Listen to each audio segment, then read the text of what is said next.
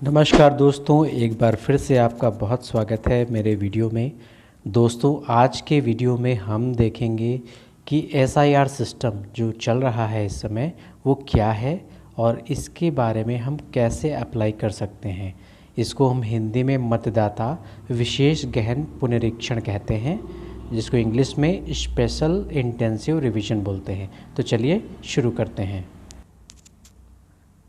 सबसे पहले हम ये देखते हैं कि एसआईआर क्या है। एसआईआर स्पेशल इंटेंसिव रिवीजन मतदाता सूची के शुद्धिकरण हेतु पुनरीक्षण है। यह ईसीआई यानी कि election commission of India, Bharat निर्वाचन आयोग द्वारा किया जाने वाला वृहद पुनरीक्षण अभियान है, ताकि मतदाता सूची को साफ और विश्वसनीय बनाया जाए। पिछला व्यापक एसआईआर लगभग 2002 और 4 में हुआ था और ये अब 2025 में हो रहा है। चलिए अब जानते हैं कि क्यों ज़रूरी है ये। स्वतंत्र एवं निष्पक्ष चुनाव लोकतंत्र की नींव है और मतदाता सूची इसकी आधारशिला है। भारत में जहां 96 करोड़ से ज़्यादा मतदाता हैं, सटीक और समावेशी मतदाता सूची बनाए रखना बेहद ज़रूरी है। मतदाता सूची में मृत मतदाता, डुप्लीकेट प्रविष्टियां और माइग्रेशन के कारण गलतियां हो सकती हैं। संविधान के अनुच्छेद 326 के अनुसार केवल पात्र, उम्र, नागरिकता और निवासी लोग ही मतदाता बन सकते हैं। दोस्तों, ईसीआई का लक्ष्य इंक्लूजन फर्स्ट यानी सभी योग्य मतदाताओं को शामिल करना और असंगतियों को हटाना है। चलिए दोस्तों, अब जानते हैं कि एसआईआर प्रक्रिया कैसे चलती है। इनमें बूथ लेवल अधिकारीगण यानी बीएलओज घर घर जाकर एन्यूमरेशन फॉर्म्स वितरित करते हैं, जिनमें मतदाता अपने विवरण, जिनमें उनके नाम, पते, माता पिता का नाम आदि चेक करके फॉर्म को भरते हैं और बीएलओज के पास जमा करते हैं। ईसीआई यानी election commission of India online भी फॉर्म स्वीकार करती है, जैसे ईसीआई नेट ऐप के द्वारा। दावों और आपत्तियों, क्लेम्स एंड ऑब्जेक्शंस की समय सीमा होती है और फिर अंतिम सूची प्रकाशित की जाती है। तो चलिए दोस्तों, अब जानते हैं कि विवाद और विरोध इसका क्यों हो रहा है, एसआईआर चर्चा में क्यों है।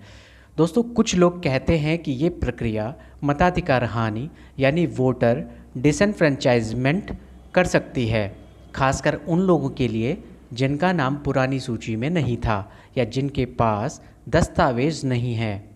सुप्रीम कोर्ट ने इलेक्शन कमीशन ऑफ इंडिया को निर्देश दिया है कि वो आधार कार्ड को एसआईआर के लिए स्वीकार करें। हालांकि कोर्ट ने ये भी कहा है कि आधार को नागरिकता का प्रमाण नहीं माना जाना चाहिए। अन्य आलोचनाएं ये हैं कि एसआईआर बहुत समय संवेदी और बीएलओज पर इसके कारण बहुत ज़्यादा दबाव है। तो चलिए दोस्तों, अब जानते हैं कि इसका संवैधानिक आधार क्या है। संवैधानिक आधार आर्टिकल 326 में 18+ वर्ष के सभी भारतीय नागरिक जिन्हें ऑर्डिनरी रेजिडेंट माना जाता है वो वोटर हो सकते हैं। कानूनी प्रावधान इसका क्या है? Representation of the people act 1950 की धारा 21(2)(a) के तहत मतदाता सूची का संशोधन ज़रूरी है। ईसीआई की रजिस्ट्रेशन ऑफ इलेक्टर्स रूल्स 1960 की नियमावली में ये प्रक्रिया शामिल है। ईसीआई ने एसआईआर 2.0 के लिए योजना बनाई है, जिसमें 12 राज्यों, केंद्र शासित प्रदेशों में लगभग 51 करोड़ मतदाताओं को कवर किया जाना है। चलिए फ्रेंड्स, अब आपको लेकर चलता हूं मैं एन्यूमरेशन फॉर्म के ऊपर। ठीक है, ये देखिए एन्यूमरेशन फॉर्म आपकी स्क्रीन पे आ चुका है। सबसे पहले सबसे ऊपर इलेक्टर्स नेम है, उसका ईपीआईसी एड्रेस, ये प्री प्रिंटेड होगा। ये पहले से ही आपको जो एन्यूमरेशन फॉर्म मिलेगा उसमें ये छपा हुआ रहेगा। उसके बाद अगला वाला कॉलम देखिए, उसमें serial number, part number and name of ACPC, आपका जो विधानसभा क्षेत्र, लोकसभा क्षेत्र है उसका नाम, आपका राज्य, ये भी प्री प्रिंटेड रहेगा, पहले से छपा रहेगा। उसके बाद क्यूआर कोड है, उसके बगल में देखिए ओल्ड फ़ोटो प्री प्रिंटेड, ये भी पहले से छपी रहेगी। यहाँ पे आपकी पुरानी फ़ोटो रहेगी जो पहले से अगर आप रजिस्टर हैं तो।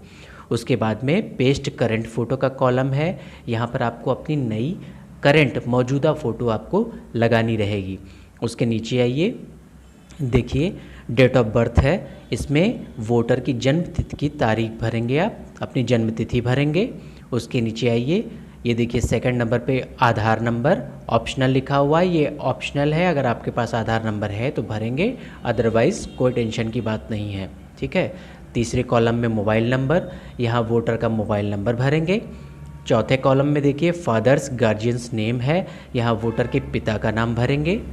उसके नीचे देखिए friends, fathers guardians APIC number if available लिखा हुआ है, अगर उपलब्ध है तो, मतलब कि वोटर के पिता का या फिर गार्जियन का जो वोटर ID नंबर होता है ना, वो भरना है हमें, अगर उपलब्ध है तो, ठीक है। उसके बाद में मदर्स नेम, यहाँ वोटर की माता का नाम भरेंगे।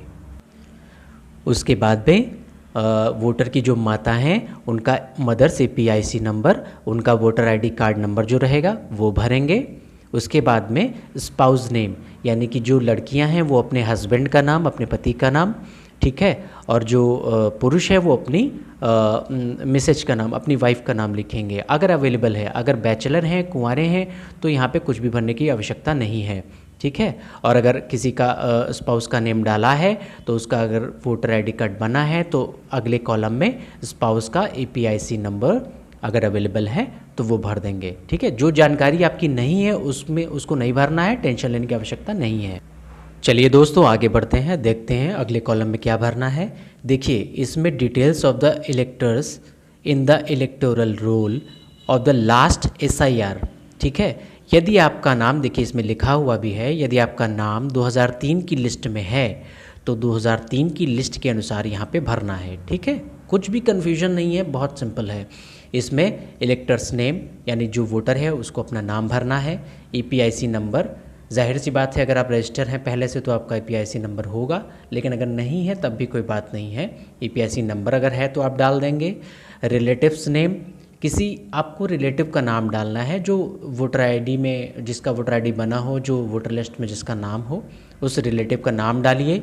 उस रिलेटिव से आपका रिलेशन क्या है, सपोज़ करिए आपने अपनी मदर का नाम डाला तो उनका नाम पहले भर देंगे रिलेटिव नेम में, उसके बाद में रिलेशनशिप, यानी कि वो मदर हैं, ठीक है। और उसके बाद में डिस्ट्रिक्ट अपना कौन सा ज़िला है, जैसे सीतापुर, उसके बाद में स्टेट यानी राज्य उत्तर प्रदेश, और अकाउंटेंसी नेम यानी कि विधानसभा का नाम, यानी कि हमारी हरगांव विधानसभा यानी 147 है तो उसको हम डाल देंगे। इस तरीके से ये कॉलम कंप्लीट हो जाएगा, ठीक है। चलिए नेक्स्ट कॉलम में चलते हैं, देखते हैं उसमें क्या भरना है। इसमें देखिए लिखा हुआ है details of the relative whose name is given in the previous column in the last SIR। Hindi में देखिए लिखा हुआ है, यदि आपका नाम 2003 की लिस्ट में नहीं है तो अपने माता पिता की 2003 की लिस्ट की डिटेल्स इस पूरे कॉलम में भरें, ठीक। अगर आप रजिस्टर हैं 2003 की वोटर लिस्ट में तो आपको इससे पहले वाला कॉलम जो भरा है वो भरना है, ठीक है।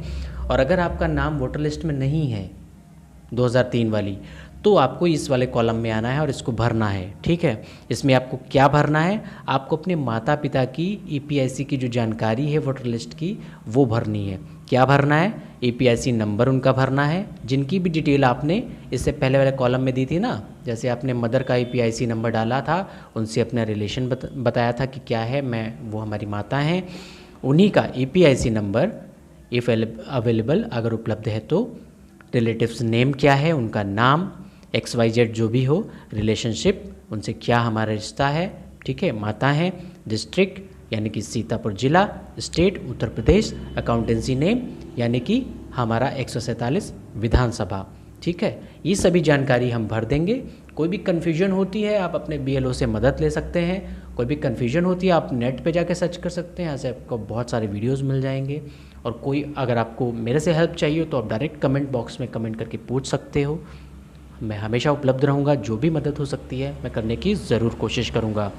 तो दोस्तों आज की वीडियो में बस इतना ही, नेक्स्ट वीडियो में मिलेंगे किसी और जानकारी के साथ में। तब तक के लिए जय हिंद, और आपको वीडियो कैसा लगा ये ज़रूर बताइएगा। Thank you so much. जय हिंद, जय भारत।